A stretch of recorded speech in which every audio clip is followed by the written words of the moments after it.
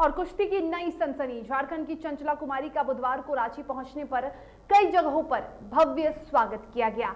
चंचला जैसे ही Ranchi railway station पर पहुंची, उन्हें बधाई और शुभकामना देने वालों का स्टेशन पर तांता लग गया। आपको बता दें कि रांची पहुंचते ही चंचला कुमारी का शानदार स्वागत किया गया और इस दौरान चंचला कुमारी ने कहा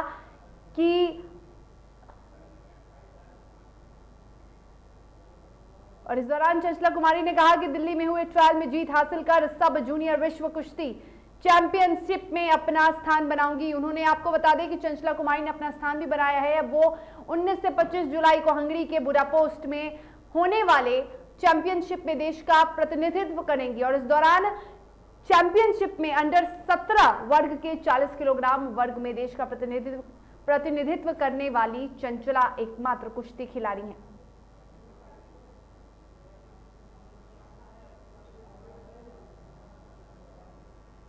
और चतरा के सेरनदाग में नाबालिग के साथ शादी का झांसा देकर यौन शोषण करने का मामला सामने आया है। पुलिस ने आरोपी को गिरफ्तार कर जेल भेज दिया है। वहीं थाना प्रभारी प्रमोद पांडे ने बताया कि आरोपी पीड़िता को घर से भगाकर उसका यौन शोषण करता था। खबर चतरा की है, जहां नाबालिग के साथ यौन शोषण का मामला सामने आया है। बता दें कि पुलिस ने यौन शोषण मामले में आरोपी को गिरफ्तार किया है। टंडवा थाना पुलिस ने आरोपी की गिरफ्तारी की है। बता दें कि युवती को घर से भगाकर उसके साथ यौन शोषण का मामला सामने आया है। हमने इस पे इंक्वायरी की है तो बात सामने आई कि ये लड़की नाबालिग है और इसकी शादी एक बालिग लड़के से हुई है जो कि इलीगल है।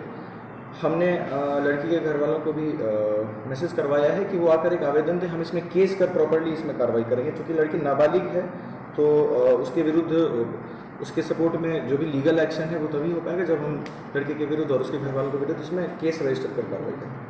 ये आरोप सही नहीं है। लड़की के घर वाले चाहते हैं कि इसमें जो पुलिस द्वारा नेगोशिएशन कराया जाए वो पॉसिबल नहीं है, वो संभव नहीं है क्योंकि लड़की नाबालिग है। और गुमला के चिरोड़ी गांव में 55 वर्षीय गणपत मुंडा के अपराधियों ने पत्थर से कुचलकर हत्या कर दी। बता दें कि घटना की सूचना मिलने पर मौके पर पहुंची पुलिस ने शव को कब्जे में लेकर पोस्टमार्टम के लिए भेज दिया है और आरोपियों की तलाश में जुटी है। राशन दुकान में ठेपा लोड करना है, गया है। हम लोग सोचे कि राशन लोड करने गया है, नहीं लौटा। हम आज सुबह गए थे जिलंगा काम करने के लिए तो आवाज़ आया कि गणपत मुंडा को मार दिया लोग। कैसे मारा, क्या किया, तो कहा लोग कि जाएंगे तब ना जानकारी होगा। इतने हैं कि मार दिया। हम बोले कि जाके देखो, हम जाके पुलिस को कह देते हैं, हमको खबर करना, जैसा होगा मदद किया जाएगा। और सरकार जहां करोड़ों रुपए खर्च कर ग्रामीण क्षेत्रों में पुल पुलिया का निर्माण कर गांव और शहर के विकास के दावे करती है, वहीं दूसरी ओर बिचौलियों और अधिकारियों की मिलीभगत के कारण पुल पुलिया भ्रष्टाचार की बलि चढ़ने को मजबूर है। मामला गुमला जिले के भीखमपुर में बन रहे डायवर्जन का है, जहां 22 करोड़ की लागत से बन रहे सड़क और अंतरराज्यीय पथ को जोड़ने वाली सड़क पर कीतम बाजार डार के पास बने डायवर्जन तेज मूसलाधार बारिश में बह गया, जिससे लोगों को आवागमन पे परेशानियों का सामना करना पड़ रहा है।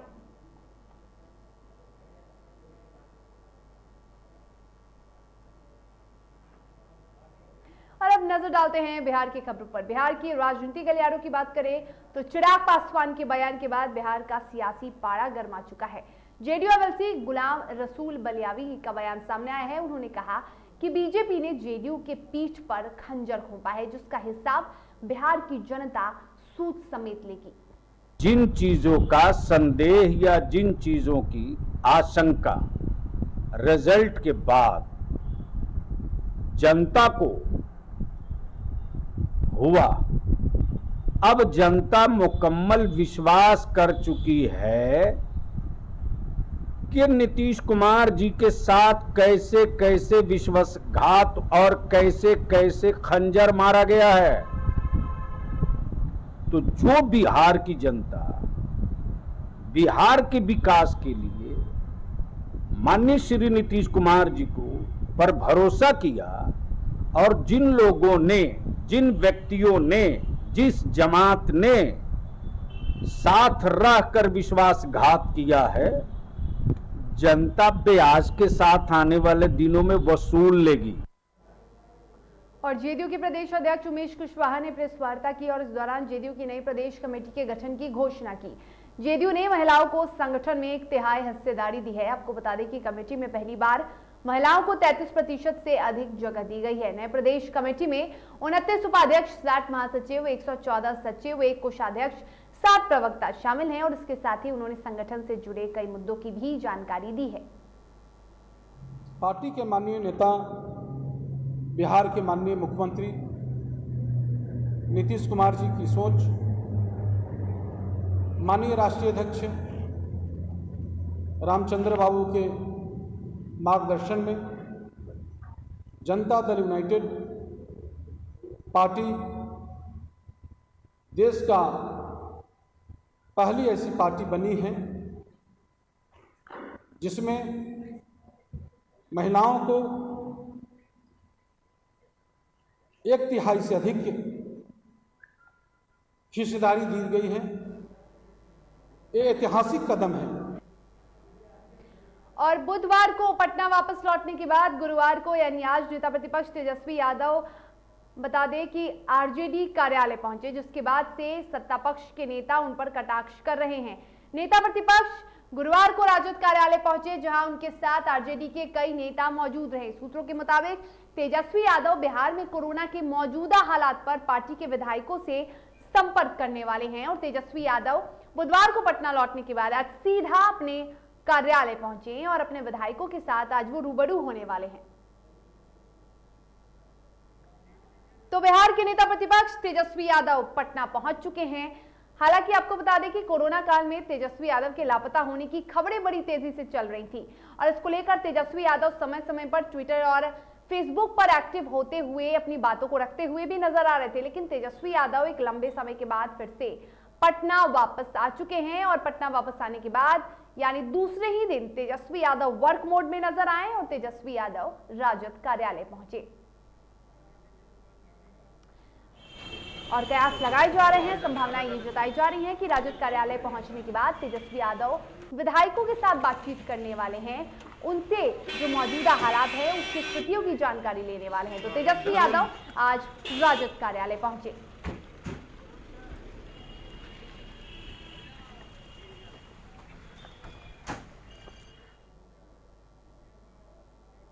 और इस पर अधिक जानकारी के लिए हमारे संवाददाता उत्कर्ष फोन लाइन पे जुड़े हुए हैं। उत्कर्ष, बुधवार को वापस लौटते ही तेजस्वी यादव वर्क मोड में आ चुके हैं। तेजस्वी यादव आज कार्यालय पहुंचे, क्या कुछ कह सकते हैं कि अधिक जानकारी है? तेजस्वी यादव विधायकों से बातचीत भी करने वाले हैं।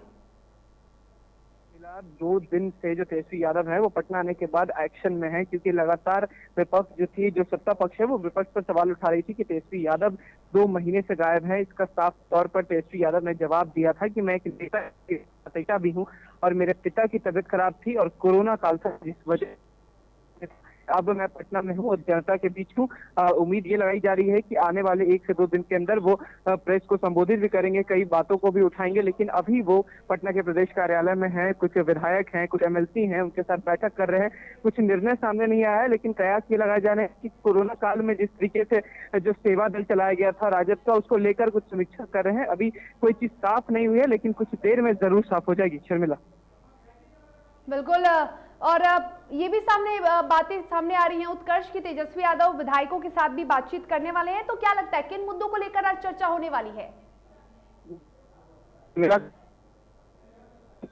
जैसे को हमने देखा है कि टीईटी परीक्षा को लेकर भी जो अभ्यर्थी थे उनसे भी मिलने वाले हैं, तो कहीं ना कहीं 2-3 सवाल जरूर उसके सामने आ रहे हैं। तो कुछ सवाल है कि कोरोना को लेकर जो लोग उनकी नौकरी चली गई है, जो असमर्थ है, उनको लेकर कुछ मुद्दे हो सकते हैं। और कोरोना काल में जिस तरीके से सेवा दल चलाया जा रहा था राजद की तरफ से, उसको लेकर कुछ मुद्दे उठ सकते हैं। शर्मिला, बिल्कुल। तो आज कई मुद्दों पर बातचीत हो सकते हैं और कई अभ्यर्थियों से भी तेजस्वी यादव मुलाकात कर सकते हैं। अब देखना ये होगा कि आज तेजस्वी यादव की ये जो बैठक होने वाली है, बैठक के बाद क्या कुछ फैसले जो हैं, क्या किन कुछ मुद्दों पे तेजस्वी यादव बातचीत करेंगे। फिलहाल तमाम जानकारी के लिए आपका बहुत शुक्रिया उत्कर्ष।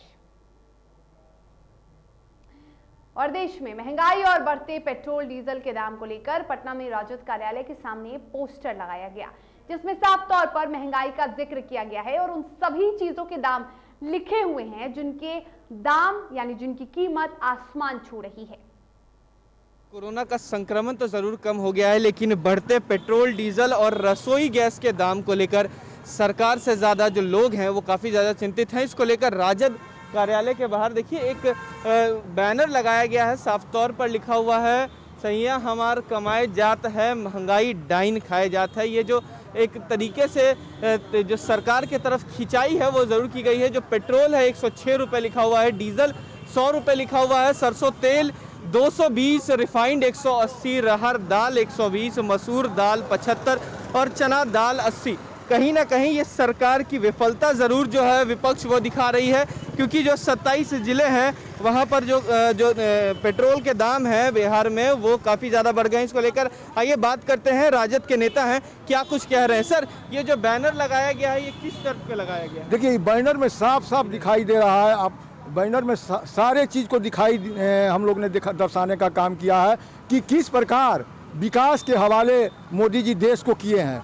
ये देश विकास के हवाले नहीं बल्कि विनाश के हवाले इन्होंने कर दिए हैं। ये देश की जनता को गुमराह करने का काम किए हैं, देश की जनता को आईबास करने का काम किए हैं, ये देश की जनता को 70 साल पीछे ले जाने का काम किए हैं। ये कहा करते थे कि पकौड़ा बेचना भी एक रोजगार है, तो मैं पूछना चाहता हूं कि तेल ही नहीं रहेगा तो पकौड़ा क्या पानी में छल करके बेचे बिहार के नौजवान, देश के नौजवान। तो साफ तौर पर आपने सुना कि जो राजद के नेता हैं उनका साफ तौर पर कहना है कि बिहार में डबल इंजन की सरकार है, लेकिन जो विफलता है वो इस बैनर पे नज़र आ रही है कि साफ तौर पर जो महंगाई दर है सबसे ज़्यादा है। करीब 75 साल 80 साल बाद जो इतनी महंगाई दर है वो पहुंच गई है। जब विपक्ष में होते हैं तो महंगाई पर बड़ा सवाल उठाते हैं, जब सत्ता में आते हैं तो उसका जिम्मेदार विपक्ष बन जाता है। साफ तौर पर ये ऐसे टिप्पणी की हुई है और स्कॉलरशिप, सब्सिडी, हर तरह की बातें लिखी हुई हैं। आप देख सकते हैं कि किस तरीके से पेट्रोल डीजल के भी दाम लिखे हुए हैं। कहीं ना कहीं सरकार जो है इसमें साफ तौर पर विफल है, क्योंकि 27 ज़िले जो हैं वो भी जो बिहार के हैं वहाँ पर पेट्रोल के जो दाम है वो 100 पार कर चुके हैं और जो विपक्ष है वो लगातार सत्ता पर सवाल उठा रही है। कैमरा पर्सन अमित के साथ मैं उत्कर्ष, DTV भारत, पटना। और खबरों में वक्त हो चला है एक छोटे से ब्रेक का। ब्रेक के बाद खबरों के साथ जल्द हाजिर होंगे।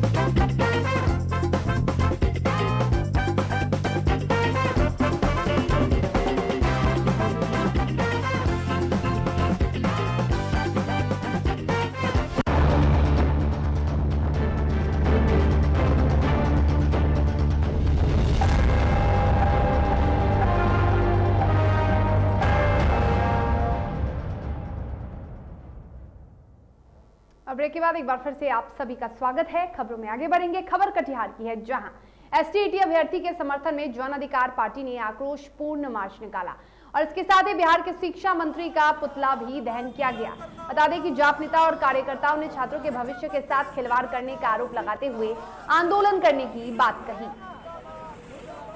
तो कटिहार में एसटीईटी अभ्यर्थियों के समर्थन में आक्रोश मार्च निकाला जाप के कार्यकर्ताओं ने और इस दौरान शिक्षा मंत्री विजय चौधरी का पुतला भी दहन किया गया।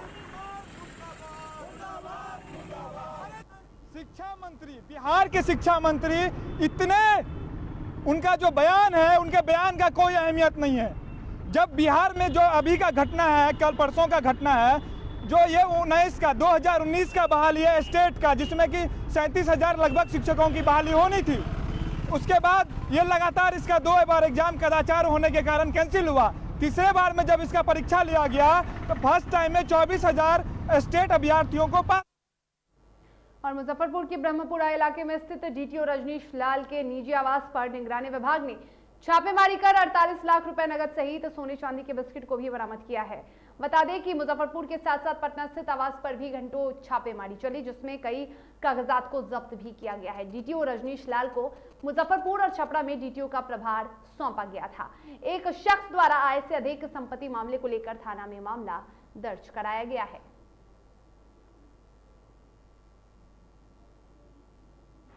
ये आय से अधिक संपत्ति का मामला है। निगरानी थाना कांड संख्या 23-21 दर्ज है इनके विरुद्ध।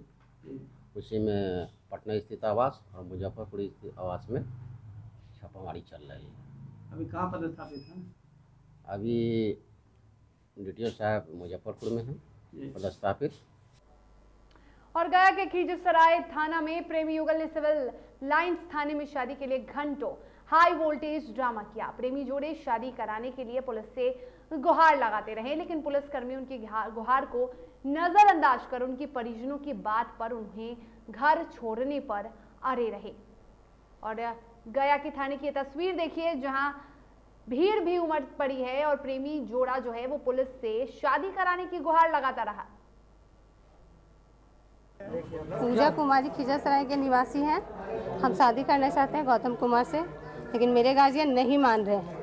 बशर्ते और नहीं तो दबाव डाल रहे हैं कि घर चलो घर चलो, सिर्फ घर चलने के लिए कह रहे हैं, मानने के लिए कह रहे हैं तो नहीं कर रहे हैं। ज़बरदस्ती मेरे शादी करवा रहे हैं। बस ये थाना परिवार कोई मदद ही नहीं कर रहा, कोई से कोई नहीं मदद कर रहा है। बशर्ते मेरे बाप के साथ, पापा के साथ में थोपने के लिए भेज दे रहे हैं।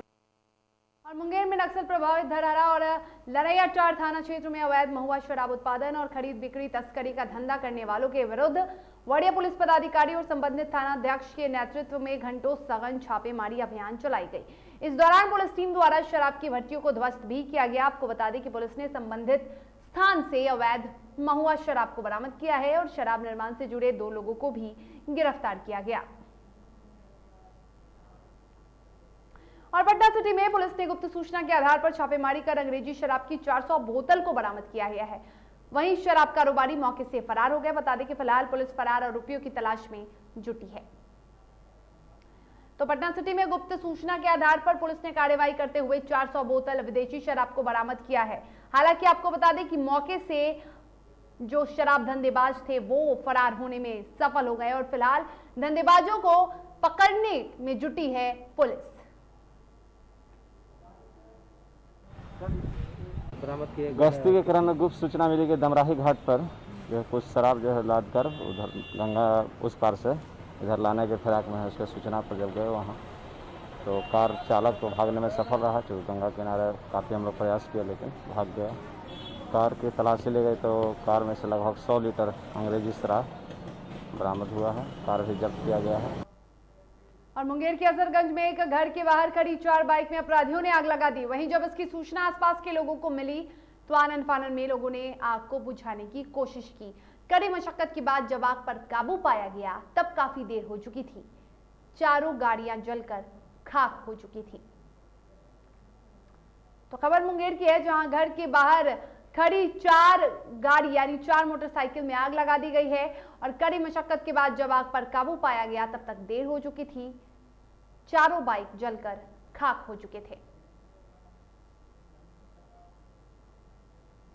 बिहार में लॉकडाउन खत्म होने के बाद जिस तरह से लोग सड़कों पर बेखौफ होकर घूमते नजर आ रहे हैं, उससे एक बार फिर बिहार सरकार पर सवाल खड़े होने लगे हैं।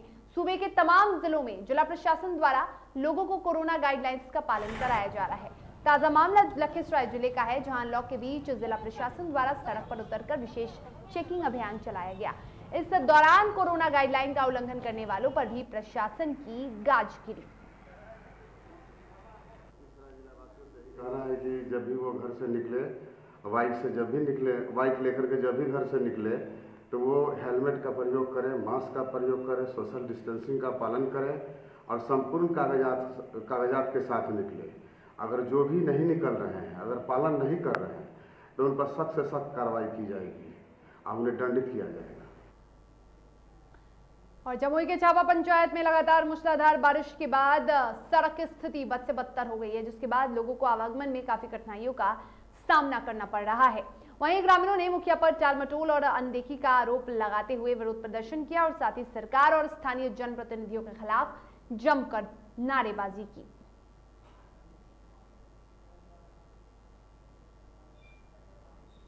और भूमिहीनों को 3 डिसमिल जमीन देने की बिहार सरकार की घोषणा मोकामा में दम तोड़ती नजर आ रही है। मोकामा प्रखंड के बड़ापुर गांव में रमनन बिंद का परिवार भूमिहीन बंजारा बन गया है।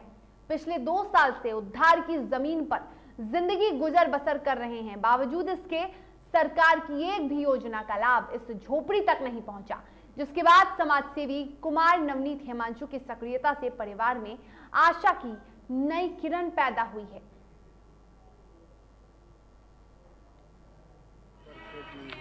झोपड़ी पानी से भर जाता है, सांप बिच्छा घुस जाता है झोपड़ी में, सांप बिच्छा घुस जाता है झोपड़ी में, पानी भी अथी और सब झोपड़ी डूब जाता है, बर्तन अलग होता है, बिछौना और सब तीज जाता है, रहने कोई व्यवस्था नहीं है, कोई व्यवस्था नहीं है। बेगूसराय के मंसूरचक प्रखंड के गोविंदपुर पंचायत 2 में बड़ा हादसा होते होते टल गया। दरअसल नल जल योजना के तहत बनाई गई पानी टंकी एकाएक गिर गई, लेकिन गनीमत ये रही कि जान माल की कोई क्षति नहीं हुई। ग्रामीणों ने यह आरोप लगाया है कि अधिकारियों की मिलीभगत की वजह से 7 निश्चय योजना के तहत चलाए गए विकास कार्यों में गुणवत्ता का ध्यान नहीं रखा गया है, जिसकी वजह से यह हादसा होते होते टल गया।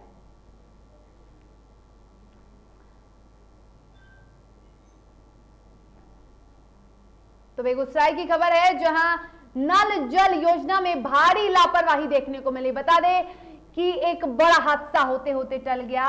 नल जल योजना के तहत बनाई गई पानी टंकी अचानक से धाराशाही होकर गिर गई, लेकिन गनीमत यह है कि कोई हताहत की सूचना नहीं है। घटना कैसे घटित हुई, अब टावर का जो प्लांट लगाया वो तो फिर आएगा, जांच परख करेगा कौन वजह से, उससे क्या कमी रह गई जिसके वजह से घटना हुआ है। टावर में शिकायत अभी क्या करेंगे, लेकिन जैसा आप घटना हम देख चुके हैं उसके वजह से 3 वो टावर ठेकेदार साहब का जो इस पंचायत में है गोविंदपुर 2 में, सबको फिर से परीक्षण करके नई दिशा से मजबूत बनाना। और इसी के साथ खबरों में फिलहाल इतना ही। मुझे दीजिए इजाजत। आप स्वस्थ रहिए, सुरक्षित रहिए और देखते रहिए DTV भारत। नमस्कार।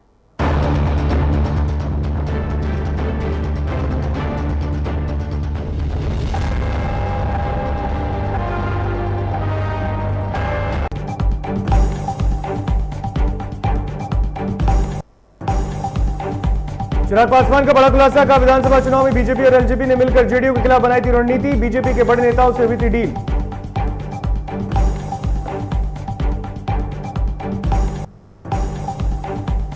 चिराग के बयान के बाद सियासी पारा गर्म, जेडीयू ने बीजेपी के खिलाफ खोला मोर्चा। जेडीयू एमएलसी गुलाम रसूल बलियावी का बयान, बीजेपी ने पीठ में घोंपा खंजर।